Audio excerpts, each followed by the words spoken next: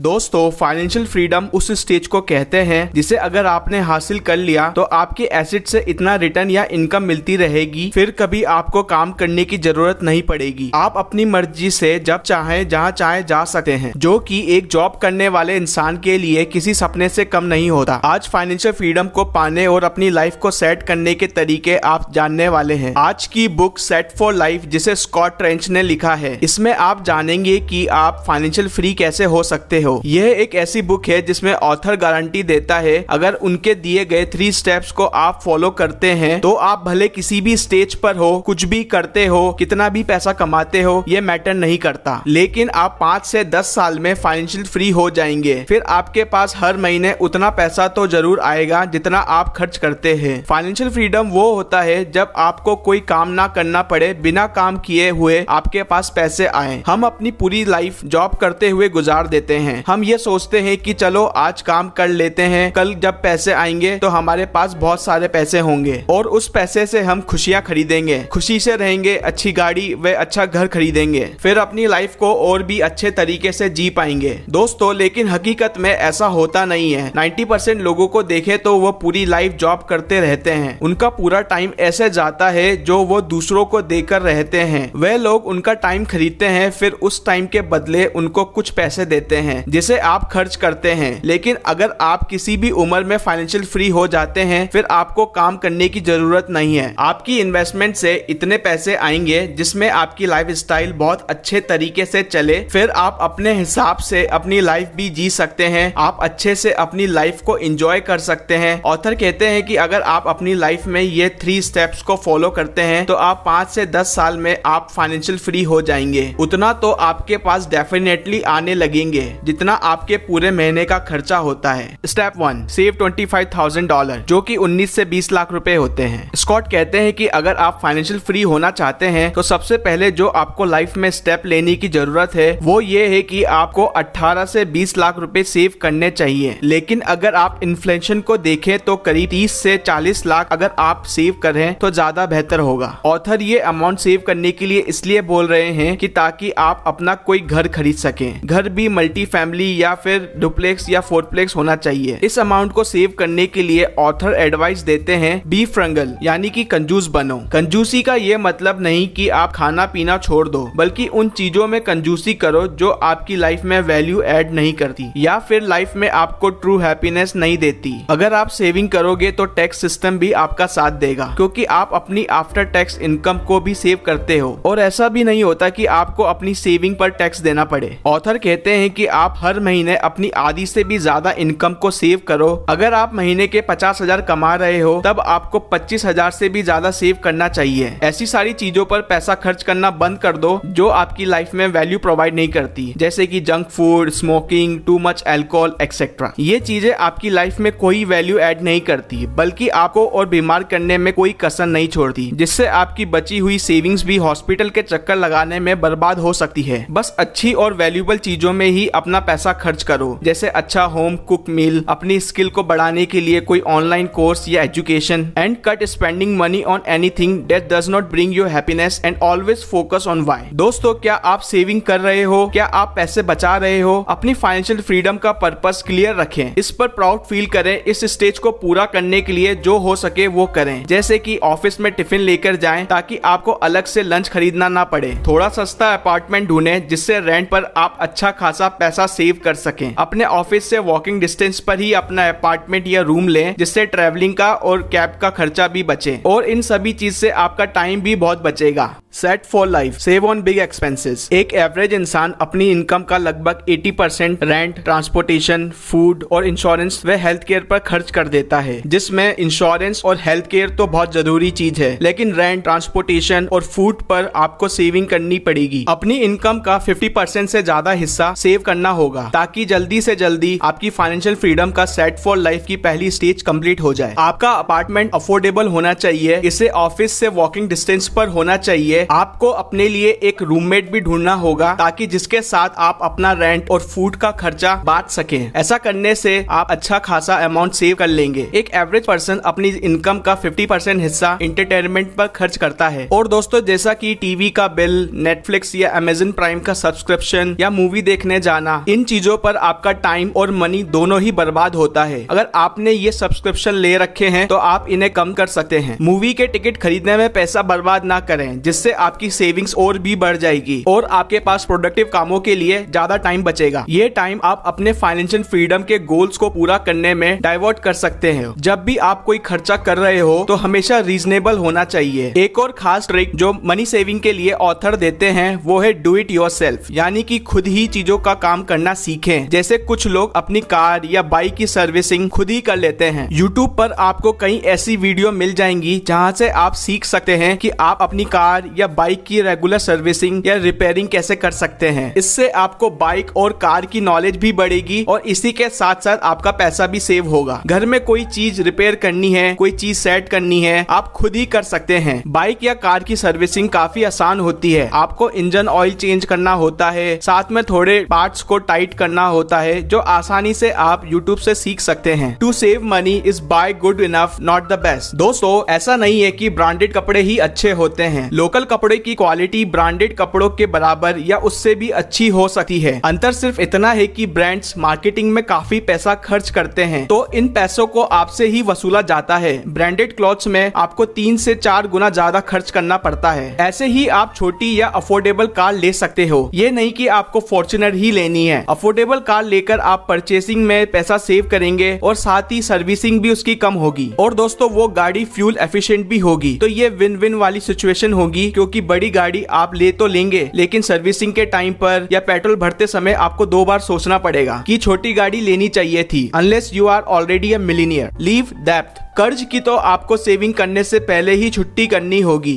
क्योंकि इंटरेस्ट बढ़ता जाएगा और आपका कर्ज का अमाउंट भी बढ़ता जाएगा। अगर आपके पास कोई भी लोन है तो दोस्तों, आप लग्जरी लाइफ थोड़े दिन के लिए भूल जाओ और रेस्टोरेंट पे भी खाने खाने मत जाओ। सस्ता पब्लिक ट्रांसपोर्टेशन यूज करो। कोई भी प्रॉपर्टी या महंगी चीज मत खरीदो। साथ में इन्वेस्टमेंट भी मत करो। सबसे पहले आप लोन फ्री हो जाओ। ज्यादा इंटरेस्ट वाला लोन सबसे पहले पूरा करो और फिर कम इंटरेस्ट वाला, अगर आपके पास मल्टीपल लोन है तो। ये सारी चीजें आपको डेली बेसिस पर फॉलो करनी है जब तक कि आपकी सेविंग्स 30 से 40 लाख रुपए नहीं हो जाए, यानी कि एक घर खरीदने के बराबर ना हो जाए। और दोस्तों, ध्यान रहे कि इस अमाउंट में 1 से 2 लाख रुपए आपके पास इमरजेंसी फंड में होने चाहिए। ये तो हुई ऑथर के द्वारा बताई गई सेट फॉर लाइफ की पहली stage. Step 2, buy, live and rent out a duplex और फोरप्लेक्स। दोस्तों, आप 2 चीजों को कंपेयर करें। पहला, आपने एक डुप्लेक्स या फोरप्लेक्स किराए पर रहने के लिए ले रखा है। दूसरा, आपने डुप्लेक्स या फोरप्लेक्स खरीदा हुआ है जिसके एक हिस्से में आप रहते हैं। इसका दूसरा हिस्सा आपने रेंट पर दे रखा है।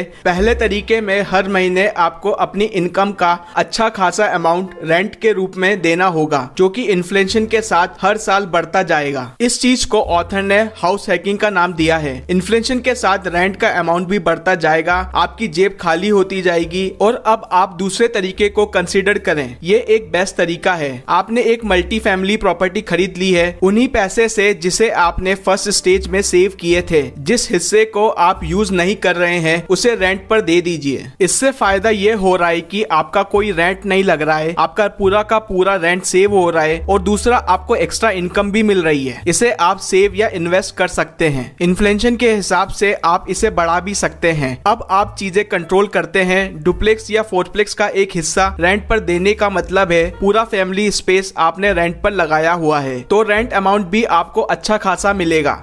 Step 3, side hustle with job. दोस्तों, ऑथर कहते हैं कि आप जॉब के साथ साइड इनकम को भी कंटिन्यू कर सकते हैं। आज के जमाने में टेक्नोलॉजी बहुत ही फास्ट है। हम बहुत सारे पार्ट टाइम काम भी कर सकते हैं जो ऑनलाइन हो सकते हैं, जिसमें आपको बाहर जाने या ज्यादा एफर्ट करने की जरूरत नहीं है, जैसे कि ब्लॉगिंग करना या यूट्यूब चैनल क्रिएट करना। Whatever you are good at, जिस भी फील्ड में आपकी स्किल्स हैं, उदाहरण के लिए कोर्सेरा या यूडेमी में आप कोर्स क्रिएट कर सकते हैं। कोडिंग सिखाना या कुकिंग सिखाना या फिर वीडियो एडिटिंग सिखाना, जो भी आपके स्किल्स हैं उसके अकॉर्डिंग आप यहाँ पे कोर्स क्रिएट कर सकते हैं। दोस्तों, आपको हर दिन कुछ ना कुछ नया सीखना चाहिए, क्योंकि बहुत तेजी से मार्केट चेंज हो रहा है, लोग चेंज हो रहे हैं और टेक्नोलॉजी भी चेंज हो रही है दिन पे दिन। अगर आपको दुनिया के साथ चलना है तो आपको दुनिया के साथ बदलना होगा। उसके लिए आपको अपडेट होना जरूरी है। जो चीज आप आज सीख रहे हैं वो दिन पे दिन बदलता जा रहा है। आपको इंफॉर्मेशन और नॉलेज की जरूरत है, इसीलिए आपको कुछ ना कुछ सीखता रहना चाहिए जो आपका एटीट्यूड चेंज करे, आपकी वेल्थ को चेंज करे, जहां से आपकी सेविंग्स हो। अपनी स्किल्स को ग्रो करते रहें, साथ ही अपनी फाइनेंशियल एजुकेशन को भी इंक्रीज करते रहें, बुक्स पढ़ते रहें, पॉडकास्ट सुनते रहें। अपनी दोस्ती उन्हीं लोगों से रखें जिन्होंने वो चीज अचीव कर ली है जो आप अचीव करना चाहते हैं। इस केस में फाइनेंशियल फ्रीडम स्टेज 3 को ऑथर ने नाम दिया है moving from your own house to financial freedom.